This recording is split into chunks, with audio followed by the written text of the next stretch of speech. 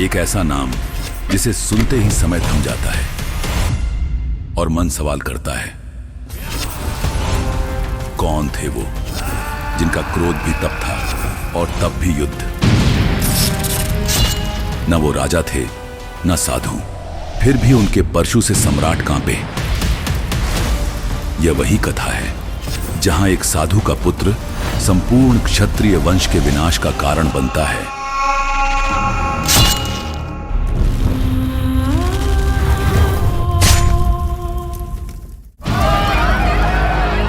जब अधर्म बढ़ता है और पृथ्वी पाप से कांपती है, तब ईश्वर जन्म लेते हैं न्याय और धर्म की स्थापना के लिए।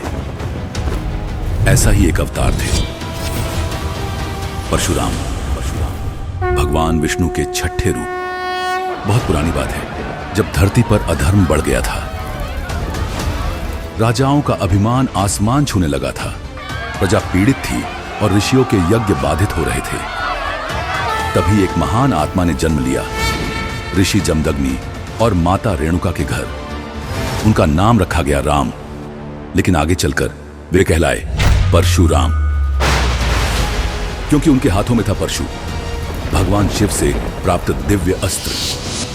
परशुराम बचपन से ही असाधारण थे, ब्रह्मचर्य, तप और अस्त्र विद्या में निपुण। परंतु उनका जीवन केवल तप में नहीं, बल्कि संघर्ष और न्याय की अग्नि में भी तपाया गया था। कहते हैं जब राजा सहस्त्रार्जुन ने ऋषि जमदग्नि का आश्रम लूटा और कामधेनु गाय छीन ली, तो परशुराम का हृदय क्रोध से भर गया। उन्होंने अकेले ही सहस्त्रार्जुन को युद्ध में पराजित किया। लेकिन दुखद मोड़ तब आया जब वही राजा के पुत्रों ने उनके पिता को धोखे से मार डाला। बस वहीं से शुरू हुआ इतिहास का सबसे भयानक प्रण। परशुराम ने कहा, मैं 21 बार पृथ्वी को क्षत्रियों से मुक्त करूंगा, और उन्होंने यह कर दिखाया। हर बार जब कोई नया अधर्मी राजा उभरा, परशुराम का परशु न्याय बनकर चला। उनकी क्रोधाग्नि धर्म की रक्षा के लिए थी, न व्यक्तिगत प्रतिशोध के लिए। परशुराम केवल संहारक नहीं थे, वो महान गुरु भी थे। भीष्म, द्रोणाचार्य और कर्ण जैसे योद्धा उनके शिष्य बने। लेकिन जब कर्ण ने अपनी जाति छुपाई, तो परशुराम ने उसे शाप दिया, जब तुम्हें सबसे अधिक जरूरत होगी तब तुम्हारा ज्ञान निष्क्रिय हो जाएगा। यह शाप आगे चलकर महाभारत की दिशा ही बदल देता है। भगवान राम से भी परशुराम का मिलन हुआ। जब राम ने शिव धनुष तोड़ा, तो परशुराम क्रोधित हो गए, क्योंकि वह धनुष उनके आराध्य का था। लेकिन जैसे ही राम ने अपनी दिव्यता प्रकट की, परशुराम ने अपना परशु उन्हें समर्पित कर दिया। उन्होंने पहचान लिया, यह कोई साधारण मानव नहीं, यह वही है जो आगे चलकर रावण का अंत करेगा।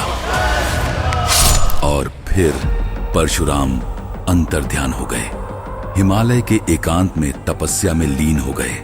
लेकिन कथा यहीं नहीं रुकती, क्योंकि माना जाता है कि परशुराम आज भी जीवित हैं, और जब कल के अवतार का समय आएगा, तब वे स्वयं आकर उन्हें युद्ध की शिक्षा देंगे।